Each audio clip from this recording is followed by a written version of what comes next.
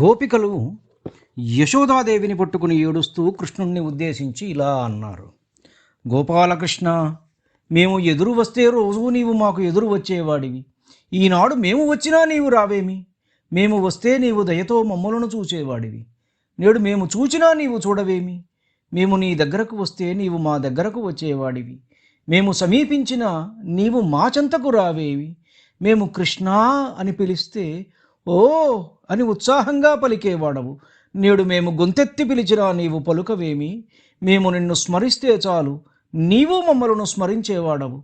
ఈనాడు మేము స్మరించినా మమ్మలను తలచవేమి?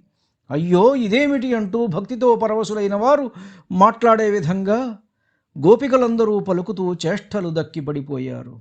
భగవంతునికి భక్తులకు ఉన్న సంబంధము గోపికల నోటి వెంట అప్రయత్నముగానే వెలువడింది. భక్తుడు భగవంతునికి ఎదురు వెళితే భగవంతుడు కూడా భక్తునికి ఎదురు వస్తాడు. భక్తులలోకెల్లా మహాభక్తులు కదా గోపికలు. కృష్ణ, విషాన్ని పాలిండలో పెట్టుకొని వచ్చిన దుష్టురాలైన పూతన ఇచ్చిన పాలు త్రావి దానిని జయించిన అద్భుతమూర్తివి నీవు కమలాక్ష.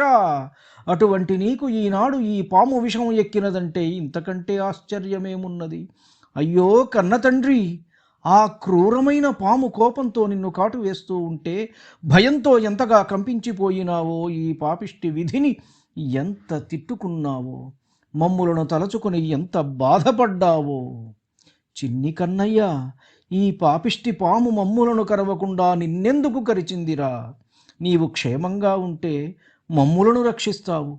నీవు ఆపదలో పడితే మేము నిన్ను రక్షించలేము కదా తండ్రి.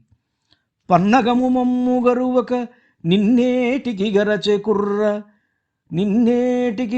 కుర్ర నెమిగలిగి నీవున్నను మము రక్షింతువు. నిన్ను రక్షింపనేము నేరము తండ్రి.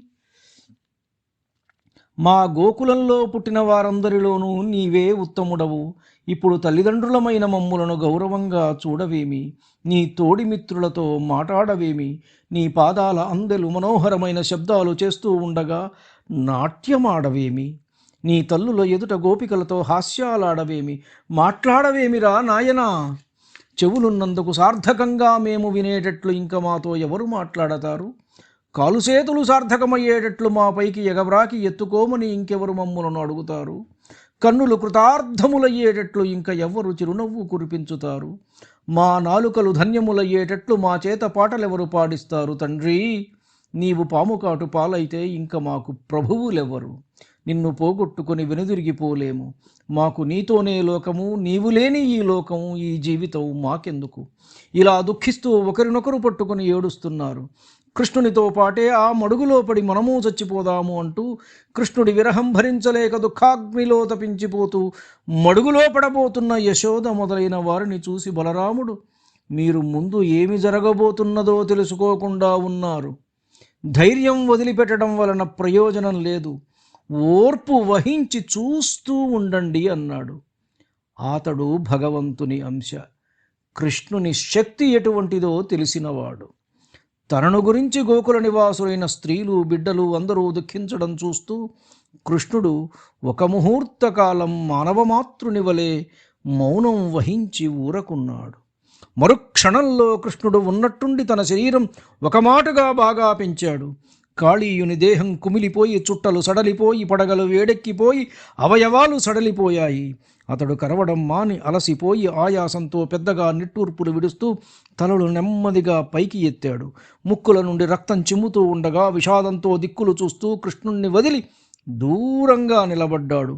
పొగచూరిన కట్టెవలే తేజస్సు కోల్పోయాడు.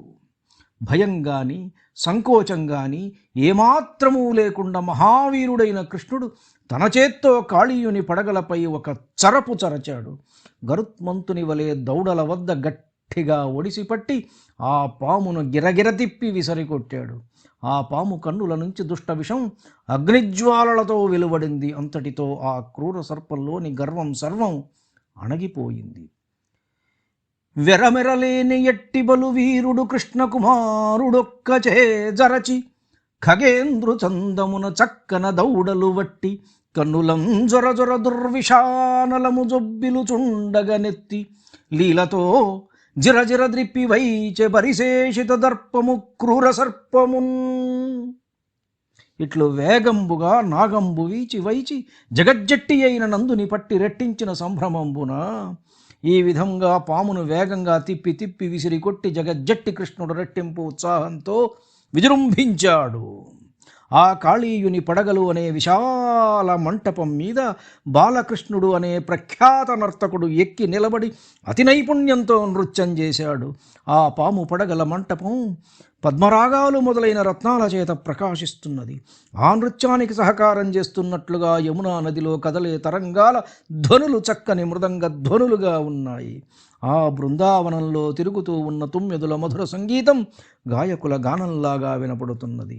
కలహంసలు సరసపక్షులు చేస్తున్న శ్రావ్యమైన శబ్దాలు చక్కని తాళధ్వనులను సంతరిస్తున్నాయి.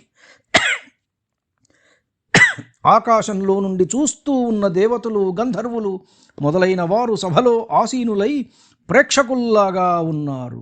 ఘనయమునా నదీ కల్లోల ఘోషంబు సరసమృదంగ ఘోషంబుగాగ సాధు బృందావన చరచంచరీక గానంబుగాయక సుగానంబుగాగ కలహంస సారస కమనీయ మంజు శబ్దంబులు తాళ శబ్దములుగాగ దివి నుండి వీక్షించు దివిజ గంధర్వాది జనులు సుఖాసీన జనులుగాగ పద్మరాగాది రత్న ప్రభాసమాన మహిత కాళీయ ఫణిఫణా మండపమున నళినలోచన విఖ్యాత నర్తకుండు నిత్య నైపుణ్యమున వేర్చి నృత్యమాడే. కుక్షిన్లోకములున్న గౌరవముతో గోపాకృతిన్నున్న యా రక్షోహంతవడిన్ మహాఫణిఫణారంగ ప్రదేశంబుపై నక్షీణోద్ధతి నాడు వాడు జలగున్ హాసంబుతోడం బదప్రక్షేపంబులు సేయ కేళిగతులం ప్రాణైక శేషంబుగన్. గోపాల బాలకుని రూపంలో ఉన్న ఆ కృష్ణుడు తన కడుపులో లోకాలన్నీ దాచుకున్నవాడు. బరువుతో సహా రాక్షస సంహారకుడైన ఆ కృష్ణుడు కాళీయుని పడగలనే రంగస్థలం మీద చాలా ఉల్లాసంగా నాట్యం చేశాడు, పాటలు పాడాడు, నవ్వుతూ ఎగిరి గంతులు వేశాడు, పాదాలతో బలంగా పడగలపై తొక్కుతూ ఆటలాడాడు. కాళీయునికి తల ప్రాణాలు తోకకు వచ్చాయి. అలా నాట్యమాడుతున్న నందనందనునిపై ఆకాశం నుంచి సిద్ధులు, సాధ్యులు, చారణులు, గంధర్వులు, దేవతలు, దేవర్షులు, వారి భార్యలు పూలవానలు కురిపించారు. అమృతం త్రాగడం వలన ఆనందం వెల్లివిరిసే కంఠధ్వనులతో జయ జయధ్వానాలు చేశారు. ఈ విధంగా దుష్టుల పాలిటి కాలయముడైన కృష్ణుడు చాలా వేగంగా కాళీయుని పడగలపై ప్రచండ తాండవం చేశాడు. కాళీయుడు బలహీనుడైపోయాడు. ఒక్కొక్క నోటి నుంచి రక్తం, మాంసం క్రక్కాడు. కన్నుల నుండి విషం జిమ్మింది. పౌరుషం నశించి నీరసించిపోయాడు. ప్రాణాలు గొంతుకు వరకు వెళ్ళుకుని వచ్చేశాయి.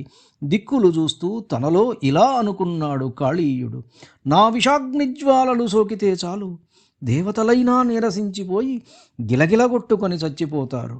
అయ్యో, ఇదేమి ఆశ్చర్యము! నా విషాగ్నిజ్వాలల ధాటికి ఓర్చుకోవడమే కాక ఈ కుర్రవాడు నా 100 పడగలను చితకద్రొక్కుతూ నాట్యం చేస్తున్నాడేమిటి? ఇదంతా చూస్తూ ఉంటే ఈ బాలుడు ఆ శ్రీహరియే అయి ఉంటాడు. సమస్త చరాచర జీవులకు అధిపతి, పరమపురుషుడు అయిన శ్రీహరి తనను భక్తితో సేవించితే సంతోషిస్తాడు అనుకుంటూ భయపడిపోయి అలసిపోయి కృష్ణుణ్ణి శరణుగోరుతున్నాడు కాళీయుడు. ధన్యుణ్ణి. నమస్కారం. మీ ఊటుకూరు జానకిరామ.